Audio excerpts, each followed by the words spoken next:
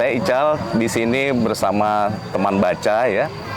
Boleh perkenalkan dirinya? Halo teman-teman, nama saya Zianka. Saya akan menceritakan sedikit tentang buku yang saya baca ini. Buku dengan berjudul Bintang Kecil di Langit Hatiku, karya Neni Suheni.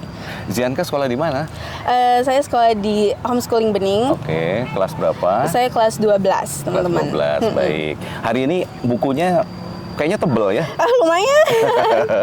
Habis berapa lama bacanya? Karena waktunya banyak proyek gitu segala ya. Jadi mungkin waktunya nggak sesingkat itu. Ada sekitar 3 mingguan aku baca. Karena harus ngerjain banyak yang lain sambil baca ini juga. Baik. Gini deh, 3 kata buat buku ini sebelum mulai. 3 kata ya. Iya. Istimewa. 1. Terus apa ya? Rezeki. 2. Lalu ketiga adalah anak-anak. 3. Anak-anak. Istimewa, rezeki, anak-anak, bukan soal cuan berarti ya? Bukan. Baik, apa yang bisa Zianka ceritakan? Yang bisa aku ceritakan adalah di sini buku ini khususnya adalah tentang anak-anak berkebutuhan khusus. Oke. Bagaimana guru-guru di sini tuh menjelaskan menangani anak-anak berkebutuhan khusus kan. Kebetulan aku nih pernah berpengalaman mendampingi anak berkebutuhan khusus. Terus lalu nemu buku ini aku ngerasa kok relate ya kayaknya sama aku gitu kan. Terus pas aku baca, wah sangat amat sedih ya kayaknya lihat guru-guru gimana cara mendampinginya gitu kan, gimana anak-anak tantrum ini segala. Terus aku banyak belajar aja sih dari cara guru-guru menanganinya kan. Sabar. Guru pendamping anak berkebutuhan itu sabar banget. Sabar, ya? Sabar banget. Kayaknya lebih ini ya diuji gitu ya.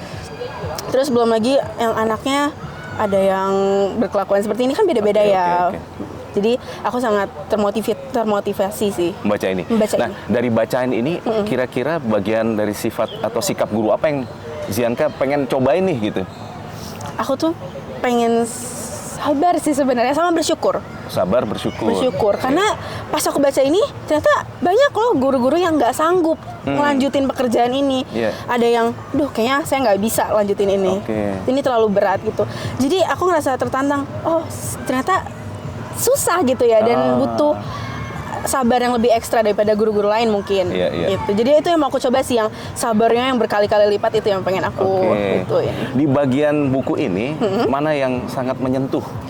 Ada cerita yang bikin haru misalnya begitu? Ada, sebetulnya kebetulan adik aku itu Down syndrome. Nah, jadi di cerita ini ada bagian di mana guru pendamping ini punya adik yang memang ABK, lalu suatu saat ibunya meninggal dunia. Saat masuk ke rumahnya, terus ibunya lagi dikain-kafankan gitu ya. Dia nyari di mana adiknya ya, kan setahu dia mungkin adiknya nggak ngerti ibunya kemana gitu ya. Ternyata adiknya lagi di pojok kamar, lagi dengerin musik mungkin ya untuk merendam sedihnya dia. Lalu ditanya sama abangnya, kenapa? Ayo nggak apa-apa keluar gitu kan. Terus kata adiknya, bangunin mama dulu, mamanya tidur. Terus aku tuh yang kayak langsung, aduh aku tuh punya adik yang kayak gini gitu. Jadi kerasa aja pas baca tuh kayak, aku takut suatu saat akan terjadi. Jadi itu sedih banget sih buat aku. Pas baca itu pas sendiri? Sendiri. Jadi langsung yang kayak menghanyut gitu. Nah, dari buku ini kira-kira yang tadi relate sama kehidupan Zakia ya. Tapi apalagi yang sebenarnya Zakia dapat yang baru nih dari buku? Yang baru dari buku ini, kelakuan anaknya mungkin ya. Ada satu yang belum pernah aku temu di mana-mana adalah anak yang cari perhatian. Kan anak-anak seperti ini nyari perhatian ya, Pak ya. Dengan cara buang air besar sembarangan. Itu bener-bener baru buat aku. Terus tapi cara menangani gurunya ini sangat tenang gitu, nggak ada yang gerasa-gerusuk gitu. Terus aku kayak, oh bisa ya ternyata seperti itu. Maksudnya aku aja lihat orang yang gimana-gimana ya Pak, kok kayaknya ini ya, tapi ternyata guru-guru ini nih bisa gitu loh menangani. Itu hal baru sih buat aku, dan mungkin aku mau bertemu dengan anak-anak seperti itu. Kalau ketemu salah satu guru yang ada di sini, apa yang mau disampaikan?